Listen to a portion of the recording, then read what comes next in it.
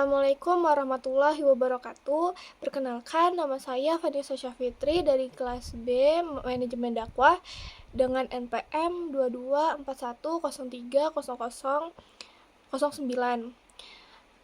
Ingin membuat tugas video untuk memenuhi ujian akhir semester mata kuliah strategi dan kebijaksanaan organisasi dakwah tentang strategi dakwah di masa depan serta tantangan dan hambatannya. Oke, langsung saja. Strategi dakwah di masa depan itu yang pertama ada digitalisasi dakwah yang mendalam. Di antaranya ada personal branding yang kuat. Dai dan lembaga dakwah harus membangun citra yang kuat dan konsisten di dunia digital. Ini melibatkan pemilihan nama akun yang relevan, desain visual yang menarik, serta konsistensi dalam menyampaikan pesan. Ada platform niche. Selain platform sosial media umum, organisasi dakwah dapat memanfaatkan platform niche yang lebih spesifik, seperti platform diskusi agama, aplikasi pembelajaran Al-Quran, atau platform streaming ceramah. Ada konten interaktif, ciptakan konten yang tidak hanya informatif, tetapi juga interaktif. Misalnya, kuis agama, live streaming tanya jawab, atau fitur polling di media sosial. Ada data analytics, manfaatkan data untuk memahami audiens, mengukur efektivitas konten, dan mengoptimalkan strategi dakwah. Strategi yang kedua itu ada fokus pada generasi muda. Seperti gunakan bahasa yang relevan, terus memanfaatkan platform yang populer di kalangan generasi muda seperti TikTok, Reels Instagram, atau YouTube Shorts. Terus ada influencer dakwah. Contohnya itu kolaborasi dengan influencer muda yang memiliki pengaruh besar di kalangan teman sebayanya. Kegiatan offline yang menarik, menggabungkan dakwah online dengan kegiatan offline yang menarik seperti kajian tematik, retreat, atau kegiatan sosial. Strategi yang ketiga itu ada dakwah tematik yang spesifik, seperti masalah kontemporer, angkat isu-isu yang sedang hangat diperbincangkan, seperti toleransi, lingkungan, atau teknologi. Terus segmentasi audiens, sasar audiens yang spesifik, misalnya mahasiswa, pekerja kantoran, atau ibu rumah tangga. Terus dakwah tematik, kembangkan tema-tema dakwah yang lebih spesifik seperti dakwah ekonomi, dakwah keluarga, atau dakwah lingkungan. Strategi yang keempat itu ada kolaborasi antar disiplin. Kolaborasinya itu bisa antar ilmuwan, psikolog, untuk membahas masalah-masalah psikologis ya yang sering dihadapi masyarakat. Terus yang terakhir itu bisa kolaborasi dengan seniman untuk menyampaikan pesan dakwah dengan cara yang lebih kreatif. Yang terakhir ada penguatan komunitas online.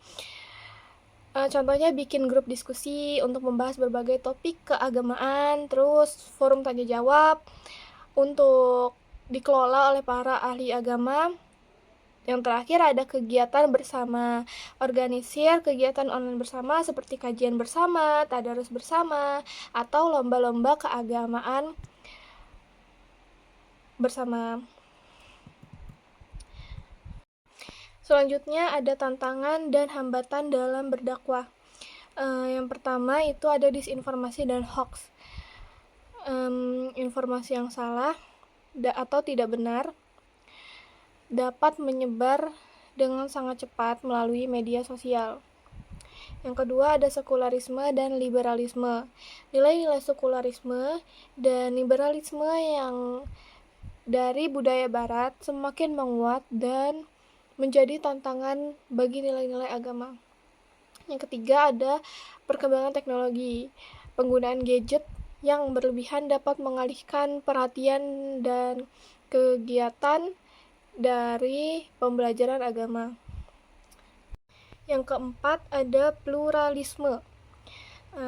Keberagaman agama dan budaya dapat menjadi tantangan dalam menyampaikan pesan dakwah.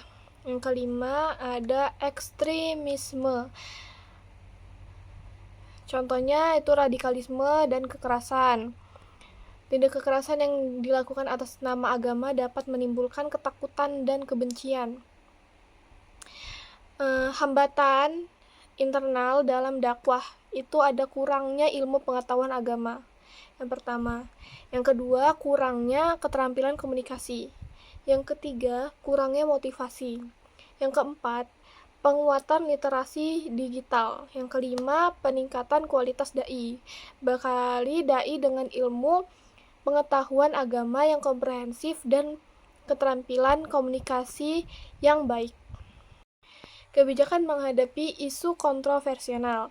Ketika sebuah organisasi dakwah dihadapkan pada isu-isu yang kontroversial, diperlukan kehati-hatian dan pendekatan yang bijaksana. Ini ada beberapa kebijakan yang dapat diterapkan dalam organisasi dakwah. Yang pertama itu ada prinsip moderasi beragama. Contohnya toleransi, mengajarkan toleransi terhadap perbedaan pendapat dan keyakinan. Terus ada wasatiyah, menempuh jalan tengah dan menghindari sikap ekstrim. Ada rahmatan lil alamin, menjadikan Islam sebagai rahmat bagi seluruh alam semesta. Yang kedua itu fokus pada solusi, contohnya mencari titik temu. Terus ada menawarkan alternatif dan kolaborasi, bekerja sama dengan berbagai pihak termasuk pemerintah, tokoh agama lain, dan masyarakat sipil. Yang ketiga itu ada komunikasi yang efektif. Contohnya bahasa yang santun, klarifikasi, dialog terbuka. Yang keempat ada pendidikan, contohnya itu literasi agama, pencegahan radikalisme, memberikan pendidikan yang dapat mencegah tumbuhnya paham radikalisme. Yang kelima itu menjadi contoh teladan. Contohnya itu dengan melakukan tindakan nyata, kepemimpinan yang baik. Contoh penerapan dalam isu aktual. Yang pertama itu ada vaksinasi. Organisasi dakwah dapat memberikan penjelasan ilmiah tentang pentingnya vaksinasi, sekaligus menjelaskan pandangan agama mengenai kesehatan. Yang kedua ada lingkungan. Organisasi dakwah dapat mengkampanyekan pentingnya menjaga lingkungan berdasarkan ajaran agama seperti larangan merusak alam. Yang ketiga ada keadilan sosial. Organisasi dakwah dapat berperan aktif dalam memperjuangkan keadilan sosial, misalnya dengan membantu masyarakat yang kurang mampu. Dan ini juga ada tantangannya. Tantangannya itu yang pertama, tekanan dari kelompok ekstrim. Terus media sosial juga menjadi tantangan. Perbedaan pendapat di internal organisasi juga bisa menjadi tantangan itu. Intinya, dalam menghadapi isu-isu kontroversial, organisasi dakwah memiliki peran yang sangat penting dalam menjaga persatuan dan kesatuan umat. Dengan menerapkan kebijakan yang bijaksana dan komunikasi yang efektif, organisasi dakwah dapat menjadi solusi bagi berbagai permasalahan yang dihadapi masyarakat. Ini adalah contoh ayat Al-Quran tentang strategi dakwah. Ada surat Ali Imran ayat 104. Bismillahirrahmanirrahim.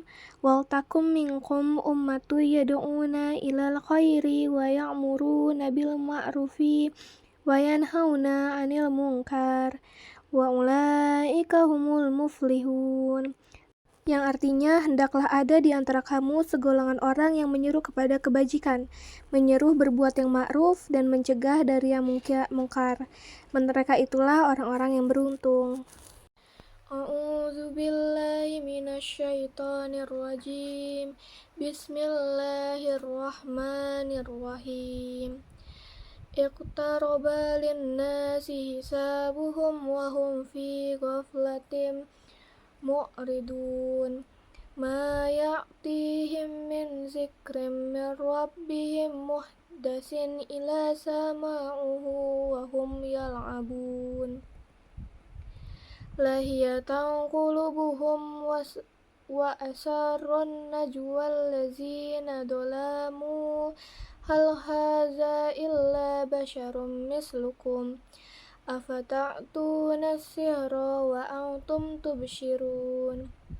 Qala rabbi ya'lamul qawla fis sama'i wal ardi wa huwas sami'ul alim.